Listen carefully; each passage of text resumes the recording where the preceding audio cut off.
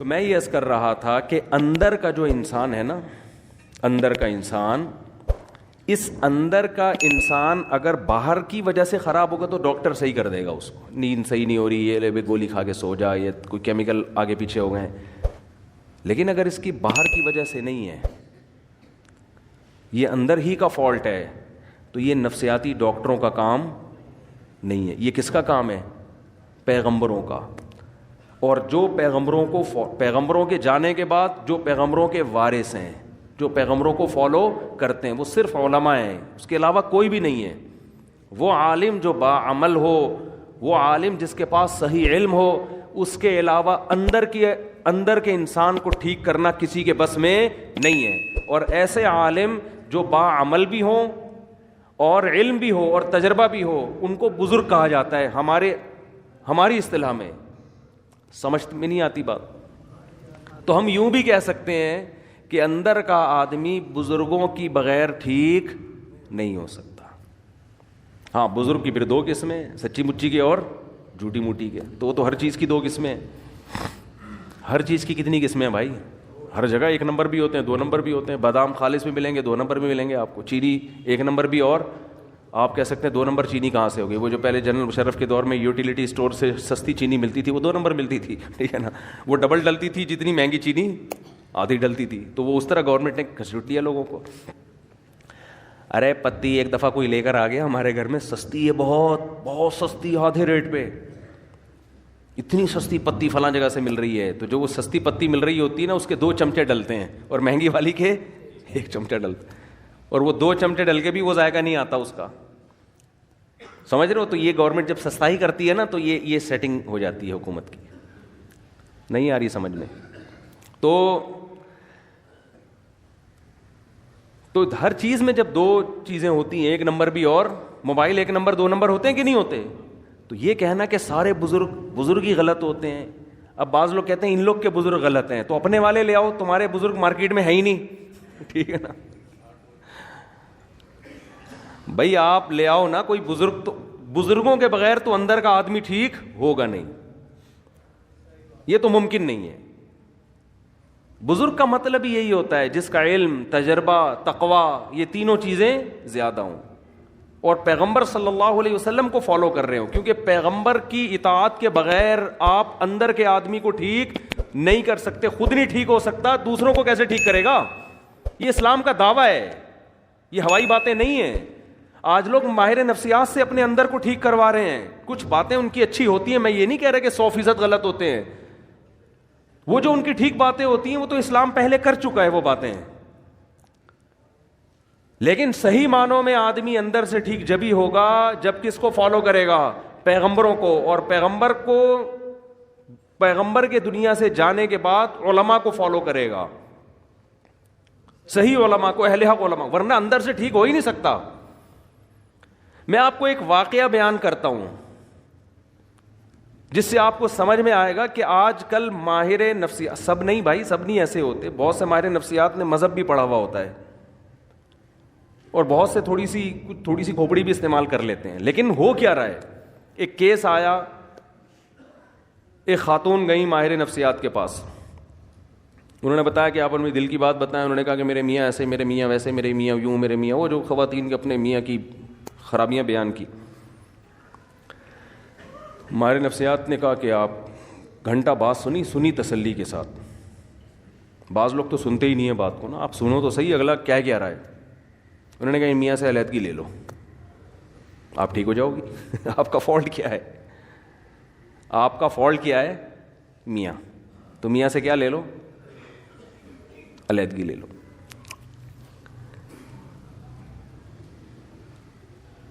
میاں کے بارے میں سب سے پہلے تو یہ پوچھنا چاہیے کہ آپ کو ان سے چڑ کیوں ہے، اس میں خرابی کیا ہے. سمجھ رہے ہیں؟ میاں سے کے بارے میں پوچھا گیا کیا خرابی ہے؟ نان نفقہ دیتا ہے؟ ہاں جی نان نفقہ بولو دیتا ہے.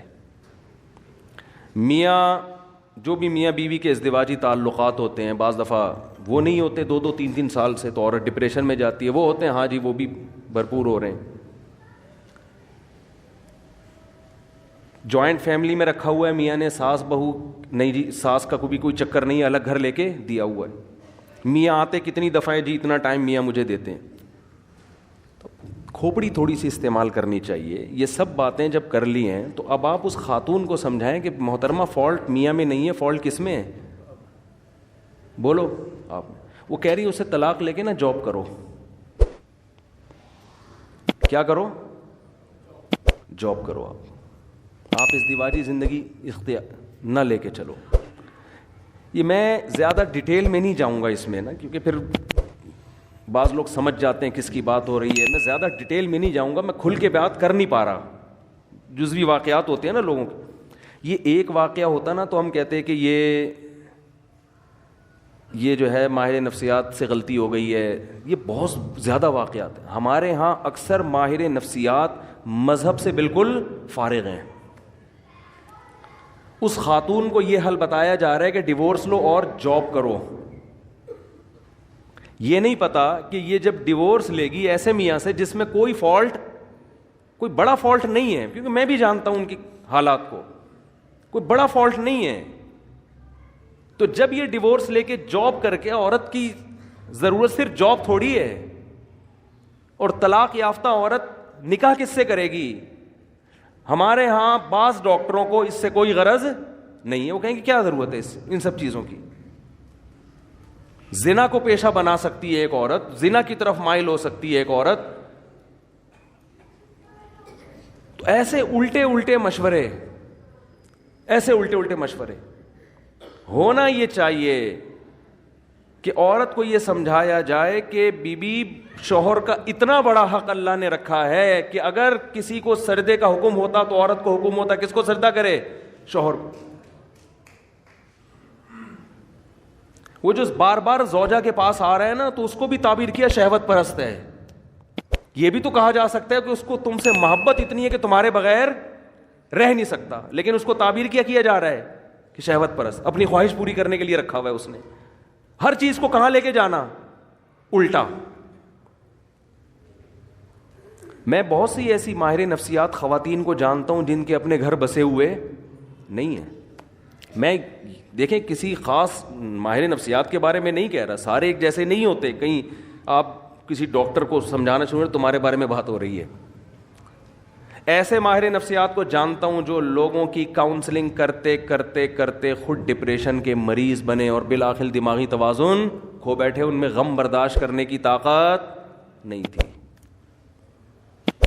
سمجھتے ہو کہ نہیں سمجھتے؟ تو اندر کے آدمی کو ٹھیک کرنا میرے بھائی یہ ڈاکٹروں کا کام نہیں ہے. ڈاکٹر کو بھی چاہیے پیغمبروں سے پوچھے کیا میں اندر سے کیسے ٹھیک ہوں گا. یہ ڈاکٹروں کا کام نہیں ہے. انسان کی دو حیثیتیں ہیں, ایک اس کی باڈی ہے, جسم ہے. ہمارے ماہر نفسیات اکثر گوروں سے پڑے ہوئے ہیں. ایک ڈاکٹر نے تو عجیب بات کی, حالانکہ یوٹیوب پہ بڑے ان کے لوگ سنتے ہیں, بڑے فالوورز ہیں ان کے, اور بڑا بات کرنے, بڑے تمیز اور یہ سب. میں ان کی اسپیچ سن رہا تھا, انہوں نے کہا کہ یہ جو نکاح ہے نا, نکاح اس کی تاریخ ہے 5000 سال قبل مسیح, یعنی حضرت عیسیٰ علیہ السلام سے 5000 سال پہلے یہ شادی بیاہ کا رواج شروع ہوا ہے. میں نے کہا اب آپ دیکھو, ایسی ان لاجیکل بات ہے, ایسی ان لاجیکل بات, اور ایسی ان لاجیکل بات کرنے والا آدمی لوگوں کی کاؤنسلنگ کر رہا ہے, اندر کے آدمی کو ٹھیک کرنے کی کوشش کر رہا ہے. یاد رکھو, باہر اس باڈی کو ٹھیک کرنا آسان ہے, اندر کے ٹھیک کرنے کے لیے تو بہت زیادہ مینٹل لیول اوپر ہونا چاہیے آپ کا. سمجھتے ہیں کہ نہیں سمجھتے؟ یعنی اس کا مطلب یہ ہوا کہ حضرت عیسیٰ سے 5000 سال پہلے جو دنیا بھر میں آبادی پھیلی ہوئی تھی وہ ساری زنا کرتی تھی, بدکاریاں کرتی تھیں. اچانک کوئی گول میز کانفرنس ہوئی ہے, ان سب نے بیٹھ کے یہ عزم کیا آج سے ہم کیا کریں گے, نکاح والی زندگی گزاریں گے. سمجھ میں یہ ممکن ہے عقلاً؟ یعنی اتنی مہذب بن گئی, اور پھر پوری دنیا میں نکاح کا رواج شروع ہو گیا. پھر اب جا کے 100-150 سال پہلے ختم ہوا ہے. کیوں؟ اس لیے کہ گورے نے لکھ دیا, کسی محقق نے, انہوں نے محترم نے کسی کتاب میں پڑھ لیا ہوگا, گورے نے لکھ دیا. اور گورے نے کیوں لکھا؟ کیونکہ اگر آپ یہ مانتے ہیں کہ نکاح ہمیشہ سے ہے تو آپ کو پیغمبروں کو ماننا پڑے گا. سمجھ میں آ رہی ہے بات؟ کیونکہ یہ چیزیں انسان پیغمبروں کی تعلیمات کے بغیر عقل سے فالو نہیں کرتا. عقل تھوڑی جنگل میں رہنے والے انسان کو کہے گی کہ یار باقاعدہ پراپر میرج کر کے ہمیں زندگی گزارنی چاہیے. وہ تو جنگل میں ہے نا. یہ تو جب تک کوئی پیغمبر آ کے ان کو گائیڈ نہیں کریں گے اس وقت تک کسی معاشرے میں نکاح کا رواج آ نہیں سکتا. امریکہ کوشش کر رہا ہے نا, ناکام ہو گیا. کوشش نہیں کر رہا وہ فیملی سسٹم کو بحال کرنے کے لیے. لندن کوشش نہیں کر رہا. یہاں تک کہ گرل فرینڈ کو بیوی والے درجات دے دیے کہ 3 مہینے کوئی گرل فرینڈ آپ کی رہے گی نا تو آپ چھوڑ نہیں سکتے اس کو. کسی بھی طرح سے کوئی ہے نا کہ ریلیشن, کوئی فیملی کا کوئی ہیولائی وجود میں آ جائے, کوئی صورت وجود میں آ جائے, وہ اتنے پڑھے لکھے ہو کے اتنی پاور کر کے شادی کا سسٹم بحال نہیں کر سکے. اور عیسیٰ علیہ السلام کے زمانے سے 5000 سال پہلے گول مینس کانفرنس ہوئی جنگلیوں کی, انہوں نے بیٹھ کے شادی کو پروموٹ کرنا شروع کر دیا. کیوں؟ صرف گورے نے لکھا ہے, یہ گورے کی تحقیق ہے. نہیں آ رہی بات میرا خیال ہے سمجھ. تو یہ اتنا گورے سے متاثر ہیں, اتنا متاثر ہے. سیدھا سیدھا بول دو, قرآن میں لکھا ہوا ہے کہ ہم نے آدم کو مٹی سے بنایا اور پھر ان کی زوجہ حوا کو بنایا اور ان کا نکاح کیا اور زمین کو انسانوں سے بھر دیا. یہ بات مانتے ہوئے شرم آتی ہے. کیوں؟ اس لیے کہ لوگ کہیں گے یہ ماہر نفسیات گوروں کی تحقیق پیش نہیں کر رہا بلکہ یہ قرآن و سنت کی باتیں کر رہا ہے, ہم نے مولویوں کی باتوں میں نہیں آنا, یہ تو مذہبی باتیں کر رہا ہے. قرآن نے دو ٹوک لفظوں میں کہا ہے کہ بھئی انسان کی بنیاد نکاح سے شروع ہوئی ہے, زنا سے شروع نہیں ہوئی ہے. زنا بعد میں آیا ہے, نکاح قدیم ہے. جیسے قرآن کہتا ہے کان الناس امۃ واحدہ, ان سب لوگ ایک توحید والے دین پر تھے. بت پرستی بعد میں آئی ہے, بت پرستی قدیم نہیں ہے. سمجھ میں آ رہی ہے کہ نہیں آ رہی ہے؟ انسان کی ابتدا اچھے انسان سے ہوئی ہے. ایسا نہیں ہے کہ انسان برا تھا آہستہ آہستہ مہذب بن گیا, یہ بات غلط ہے. انسان پہلے تہذیب یافتہ تھا, آہستہ آہستہ بد تہذیبی کی طرف گیا ہے. کیا کریں, ہمارے جو لبرل طبقہ ہے نا وہ الٹی کہانی بتاتا ہے. وہ کہتے ہیں پہلے انسانوں میں تہذیب نہیں تھی, اب کس میں, اب انسانوں میں کیا آ گئی ہے؟ تہذیب. مذہب یہ کہتا ہے پہلے انسان تہذیب یافتہ تھے, آہستہ آہستہ بد تہذیبی آئی ہے, شرک آیا ہے, زنا آیا ہے. پہلے تو میرج سسٹم تھا, پہلے تو خاندانی نظام تھا, پہلے تو توحید تھی, ایک خدا کی عبادت پیغمبروں کو لوگ مانا کرتے تھے.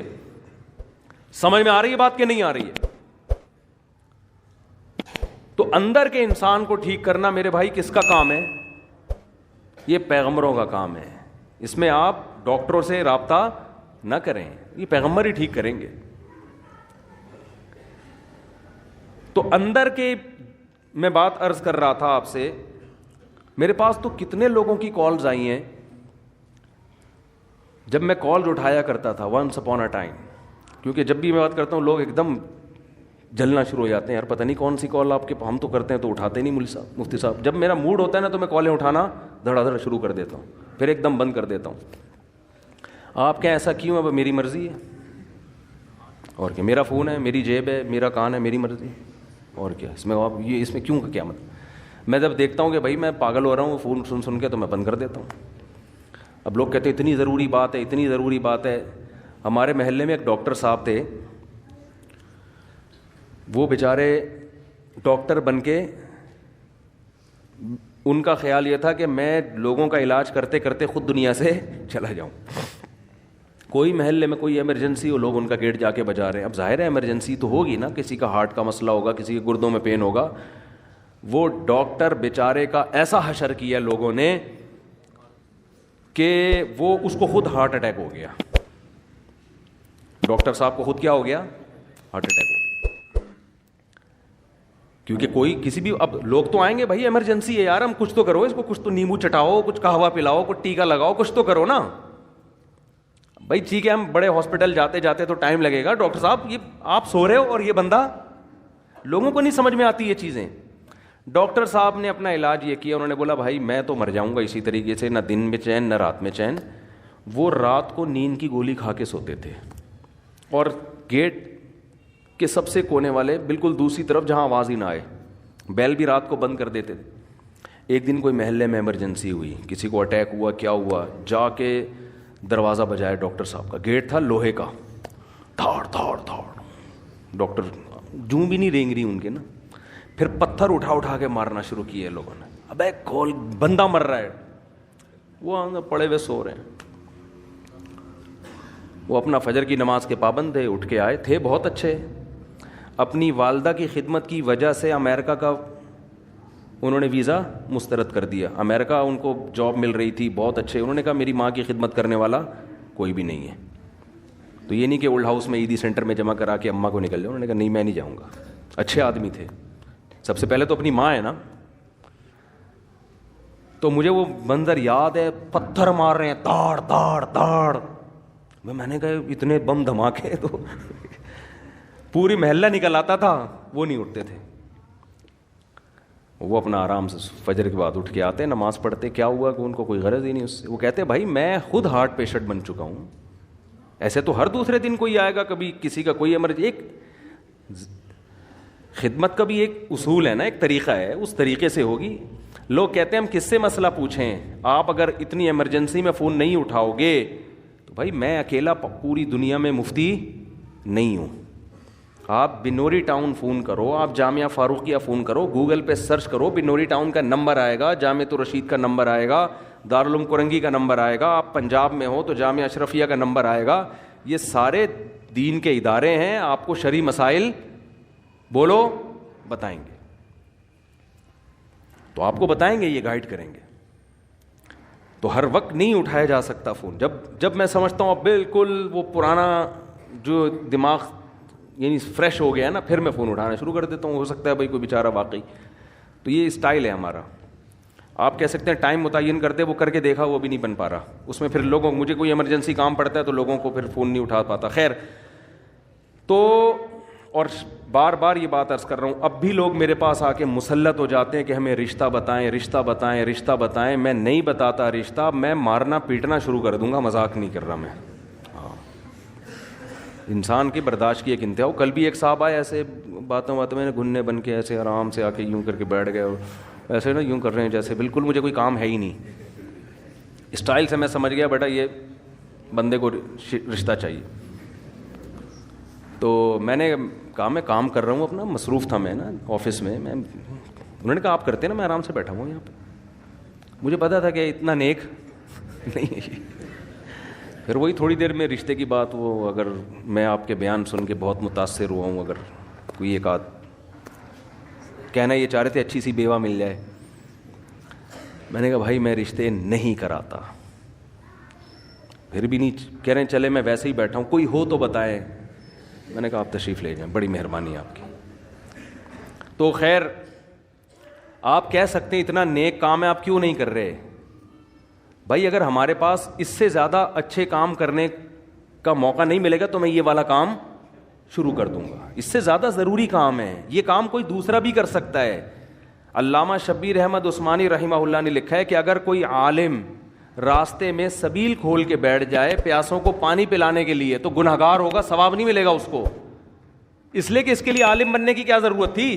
کبھی کسی ڈاکٹر کو دیکھا کلینک بند کر کے لوگوں کو مٹکے لے کے پانی پلا رہا ہو, آ جا بھائی فری میں شربت پلا رہا ہو. کبھی کسی ڈاکٹر کو دیکھا آپ نے, یا کلینک بند کر کے رشتوں کی دکان کھول کے بیٹھا ہوا ہو. مجھے بتاؤ جینا ہاسپٹل میں کوئی اچھا سرجن ہے, کبھی اس کے پاس گئے کہ حضرت میری کوئی اچھی سی شادی کرا دیں, وہ کہے گا بھائی تو گردے کٹوانا ہے, تو پتھری نکلوانی ہے, تو میرے پاس آ, یہ کوئی شادی دفتر نظر آ رہا ہے تجھے. اب آپ اس کو یہ دلیل دو گے کہ انسانیت کی خدمت نہیں کر رہے آپ. وہ کہے گا میں یہ جو چاپڑ لے کے بیٹھا ہوا ہوں یہاں پہ, چھری چاپڑ, یہ کیا کر رہا ہوں, میں گوشت کاٹنے کے لیے بیٹھا ہوں یہاں پہ, میں قصائی نظر آ رہا ہوں تجھے. میں زیادہ بڑا کام کرنے کے لیے بیٹھا ہوں, لوگوں کے دل کا آپریشن کر رہا ہوں, میں وال سیٹ کر رہا ہوں.